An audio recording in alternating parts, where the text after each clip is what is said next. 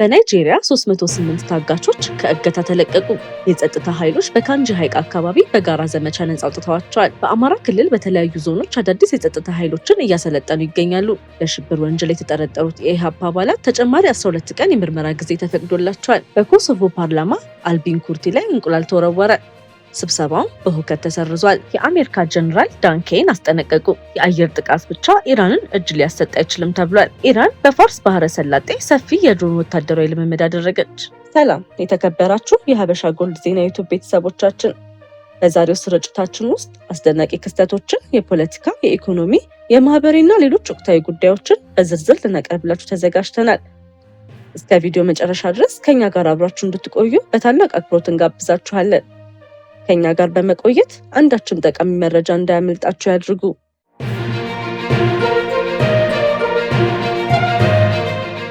ወደ ዝርዝር መረጃዎቻችን እናልፋለን። ናይጄሪያ ከ300 በላይ ታጋቾች ከእገታ ተለቀቁ። በናይጄሪያ በተለያዩ ጥቃቶች ወቅት ታግተው የነበሩ 308 ሰዎች በጸጥታ ኃይሎች የጋራ ዘመቻ ነጻ መውጣታቸውን የናይጄሪያው ፕሬዝዳንት ጽሕፈት ቤት አስታወቀ። የናይጄሪያ መንግስት እርምጃውን በአንድ ቀን ውስጥ ከተከናወኑ ትልልቅ የማዳን ዘመቻዎች አንዱ ነው ሲል ገልጾታል። ዘመቻው በናይጄሪያ ኒጀር ግዛት በሚገኘው የካንጂ ሐይቅ ብሔራዊ ፓርክ አካባቢ የተካሄደ ሲሆን በዚህም የጦር ኃይሉ፣ ፖሊስ፣ የመረጃ ተቋማትና ብሔራዊ የሽብርነት ማዕከል በጋራ ተሳትፈዋል። ከተለቀቁ ታጋቾች መካከል 163 ሰዎች በኳራ ግዛት በሚገኘው ወሮ ወንደር በየካቲት ወር በተፈጸመው ከባድ ጥቃት ወቅት ታግተው የነበሩ ናቸው። በዚያ ጥቃት በርካታ ሰዎች መገደላቸውም ተገልጿል። ተጨማሪ 145 ታጋቾች ደግሞ በኒጀር ግዛት ከእገታ መለቀቃቸው ተገልጿል። በዘመቻው ወቅት የታጋቾቹን እገታ ያካሄዱ ተጠርጣሪዎች መያዛቸውን የሚያረጋግጥ ዝርዝር መረጃ ግን እስካሁን አልተገለጸም።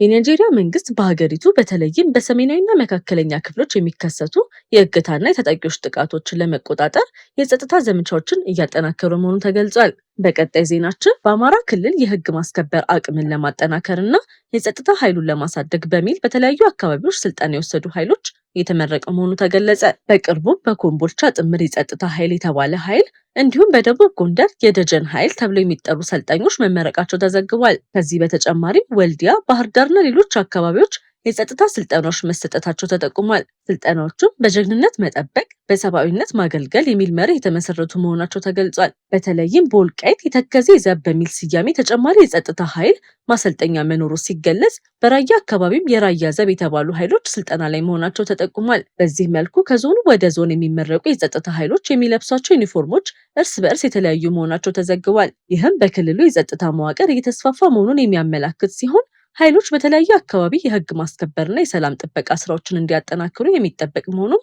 ተገልጿል። ወደ ቀጣይ መረጃችን ስናልፍ በሽብር ወንጀል የተጠረጠሩ የኢሃፓ አባላት ተጨማሪ የ12 ቀን የምርመራ ጊዜ እንደተፈቀደባቸው ጠበቃቸው ገለጹ።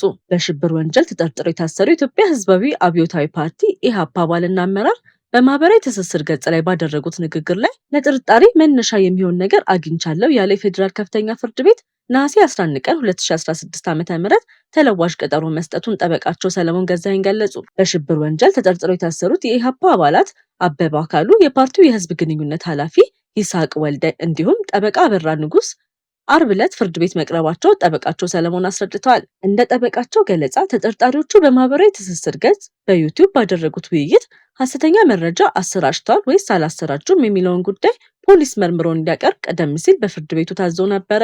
ወደ ቀጣዩ መረጃችን ስናልፍ በኮሶቮ ፓርላማ አባላት ላይ እንቁላል ተወረወረ። በፓርላማ ውስጥ ተቀምጠው የነበረ የፓርላማ አባል አልቢን ኩርቲ ላይ እንቁላል ተወርውሮ መጥቷቸዋል። ከሰኔ 7ቱ አጠቃላይ ምርጫ በኋላ አዲሱን ፕሬዝዳንት ለመሾምና አዲስ መንግስት ለመመስረት የተጠራው ስብሰባ በሁከትና በግጭት ምክንያት ተሰርዟል። የተቃዋሚ ፓርቲ አባል የሆነው ታይም ካድሪያ በህዝብ ብዛት ተገፍቶ ልብሱ እንዲወልቅ ከተደረገ በኋላ በአልቢን ኩርቲ ላይ እንቁላል ተወረወረ። የእንቁላል ውርወራው የተፈጸመው በፓርላማው ውስጥ ሁከትና ብጥብጥ እየተካሄደ ባለበት ወቅት አዲስ ፕሬዝዳንት ለመሾም በመሞከሩ ምክንያት እንዳጸፋዊ እርምጃ ነው። ይህ ድርጊት የተፈጸመው ዋና ዓላማ ለድርድር ተጨማሪ ጊዜ ለማግኘት ሲባል አዲስ መንግስት የመመስረቱ ሂደት በተቃዋሚ ፓርቲዎች በኩል በእጅጉ ለማዘግየት ነበረ። ለዚህ የእንቁላል ውርወራ ምላሽ ሆኖ የፓርላማው ስብሰባ ለተወሰነ ጊዜ ተቋርጦ ነበረ።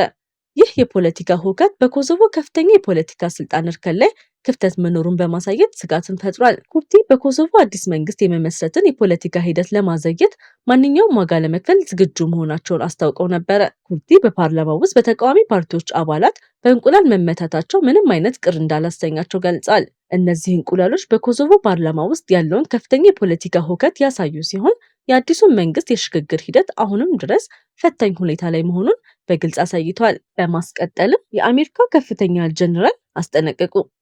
የአየር ጥቃት ብቻ ኢራንን እጅ ሊያሰጥ አይችልም ብለዋል። የአሜሪካ የጦር ኃይል ከፍተኛ ኢታማዦር ሹም ጀነራል ዳን ኬን በኢራን ላይ የሚፈጸሙ ተከታታይ የአየር ጥቃቶች ብቻ ቴሄራንን እጅ እንድትሰጥ ለማስገደድ በቂ ላልሆኑ እንደሚችሉ ለፕሬዝዳንት ዶናልድ ትራምፕ የብሔራዊ ደህንነት ቡድን ማስጠንቀቃቸው ተዘግቧል። በምስጢራዊ ወታደራዊ ግምገማቸው የአየር ኃይል ጥቃት የራሱ ገደብ እንዳለው ጀነራሉ ማሳሰባቸው ተገልጿል። በተለይም ረዥም ጊዜ የሚቆይ የቦምብ ድብደባ የኢራን ወታደራዊ አቅም ሊያዳክም ቢችልም የዋሽንግተንን የፖለቲካ ዓላማ ሙሉ በሙሉ ለማሳካት ብቻውን በቂ ላይሆን እንደሚችልም በግምገማ ያመለክታል። ይህም በዋሽንግተን ውስጥ ትልቅ የስትራቴጂ ጥያቄ እንዲነሳ አድርጓል። ኢራን ላይ የሚደረገው የአየር ዘመቻ እስኬት ይቀጥላል የሚለው እና የአየር ጥቃት ብቻ ቴሄራንን እጅ እንድትሰጥ ሊያስገድድ ይችላል ወይ? በተጨማሪም የአሜሪካ ባለስልጣናት የኢራን የጦር መሳሪያ ክምችትን በመቀነስ የሚገኘውን ውጤት፣ የዘመቻው ረዥም ጊዜ ውጤታማነትና በግጭቱ ምክንያት ሊቀሰቀስ የሚችለውን የቀጠናውን ቀውስ እየመዘኑ መሆኑም ተጠቅሟል። ማስጠንቀቂያ በኢራን ላይ የሚደረገው ወታደራዊ ጫና ቢጨምርም ጦርነቱ በአየር ጥቃት ብቻ ማስጨረስ ከባድ ፈተና ሊሆን እንደሚችል ከፍተኛ የፔንታጎን ደረጃ ያለው ግምገማ መኖሩን ያሳያል። በመጨረሻም ኢራን በፋርስ ባህረ ሰላጤና በድንበር አካባቢዎች ሰፊ ወታደራዊ ልምምድን ጀመረች። ኢራን በፋርስ ባህረ ሰላጤና በአካባቢዋ የድንበር ክልሎች በድሮኖች ላይ ያተኮረ ሰፊ ወታደራዊ ልምምድ መጀመሯን አስታውቃለች። በልምምድም ያለ አብራሪ የሚበሩ የአየር ተሽከርካሪዎች፣ የመከላከያ ስርዓቶችና የወታደራዊ ኃይሎች ዝግጁነት እየተፈተሸ መሆኑ ተገልጿል። ይህ የወታደራዊ ልምምድ የመጣው ከዋሽንግተን ጋር የተደረጉ የዲፕሎማሲያዊ ውይይቶች በቀጠሉበት ወቅት መሆኑ በተለይ ትኩረትን ስቧል። የኢራን የድሮን ኃይልና የወታደራዊ ዝግጁነትን ማሳየት በክልሉ ያለውን የጸጥታ ሁኔታ በቀጥታ ሊያመላክት የሚችል እርምጃ እንደሆነ ተንታኞች ይገልጻሉ። በተለይም በሆርሙዝ የባህር ሰላጤ አካባቢ በዓለም አቀፍ የነዳጅ ንግድ ውስጥ ከፍተኛ ስትራቴጂያዊ ጠቀሜታ ያለው መሆኑን እዚህ የሚደረጉ ወታደራዊ እንቅስቃሴዎች የክልሉ የጸጥታ ሁኔታና የዓለም አቀፍ የንግድ መስመሮችን ሊያሳስቡ ይችላሉ። ኢራን ይህ ልምምድ የወታደራዊ ዝግጅቷን ለመፈተሽ፣ የመከላከያ አቅሟን ለማጠናከርና ለተቃራኒ ኃይሎች የስትራቴጂያዊ መልእክት ለማስተላለፍ እንደምትጠቀምበት ተገልጿል። የድሮን ኃይሏን በተግባር ዝግጁነት ማሳየቷ በክልሉ ያሉ ወታደራዊ ኃይሎች፣ የነዳጅ ማከማቻዎችና የዓለም አቀፍ የንግድ መስመሮች ላይ የደህንነት ስጋት ሊያሳድር ይችላል። በአጭሩ የዲፕሎማሲያዊ ውይይቶች ለስምምነት መንገድ ሊከፍቱ ቢችሉም ኢራን ወታደራዊ አቅሟና የመከላከያ ዝግጁነቷ እንዳልተዳከመ የሚያሳይ ጠንካራ መልእክት እያስተላለፈች መሆኑንም ተመልካቾችና የክልሉ ተዋናዮች ትኩረትን ስቧል። ወደ ቢዝነስ ዘገባችን ስናልፍ የዓለም የወርቅ ገበያ በአዲስ አቅጣጫ ሄዷል። ባለሀብቶች በቅርበት እየተከታተሉት ነው። ሐምሌ 9 2026 የዓለም የወርቅ ዋጋ በዚህ ሳምንት ከፍተኛ መለዋወጥን አሳይቷል። የዓለም ፖለቲካ ውጥረቶች፣ የአሜሪካ የገንዘብ ፖሊሲና የዶላር እንቅስቃሴ በወርቅ ዋጋ ላይ ጉልህ ተጽዕኖ አሳድረዋል። በሳምንቱ መጀመሪያ ባለሀብቶች ከዓለም አቀፍ አለመረጋጋት ለመጠበቅ ወደ ወርቅ በመመለሳቸው የወርቅ ዋጋ ከፍ ብሏል። ሆኖም የአሜሪካ ፌዴራል ሪዘርቭ ከፍተኛ የወለድ መጠን ለረዥም ጊዜ ሊቀጥል እንደሚችል የተሰጠው ምልክትና የመንግስት ቦንድ ትርፍ መጨመር ገበያውን ወደ ታች ጎትቶታል። የወርቅ ዋጋን ከፍ ያደረጉ ምክንያቶች በመካከለኛው ምስራቅ የተባባሰ የፖለቲካ ውጥረት፣ የአሜሪካ ዶላር መዳከም፣ ባለሀብቶች ወደ ደህንነት የሚጠበቅ ንብረት መሸሻቸው፣ የማዕከላዊ ባንክ ቀጣይ የወርቅ ግዢ ናቸው። የወርቅ ዋጋን ዝቅ ያደረጉ ምክንያቶችን ስንመለከት ከፍተኛ የወለድ መጠን ይቀጥላል የሚለው ግምት፣ የመንግስት ቦንድ ትርፍ መጨመር፣ ባለሀብቶች ያገኙትን ትርፍ ለማስጠበቅ የፈጸሙት ሽያጭ ናቸው። የዛሬውን የገበያ ሁኔታ ስንመለከት በዓለም ገበያ የ21 ካራት ወርቅ ዋጋ በ1 ግራም 131 የአሜሪካ ዶላር ከ78 ሳንቲም ደርሷል። የገበያ ተንታኞች በቀጣዮቹ ሳምንታት የፌዴራል ሪዘርቭ ውሳኔዎች፣ የዶላር እንቅስቃሴና የዓለም ፖለቲካ ሁኔታ የወርቅን ዋጋን የሚወስኑ ዋና ምክንያቶች እንደሚሆኑ ይገልጻሉ። የዛሬው የዜናችን ስፖንሰር ሀበሻ ጎልድ ነው። ወርቅ ጥራት ነው፣ ጥራት ደግሞ እምነት ነው። እውነተኛ ንጹህና ከፍተኛ ጥራት ያለው 21 ካራት ወርቅ ጌጣጌጥ ከፈለጉ ሀበሻ ጎልድ ትክክለኛ ምርጫው ነው።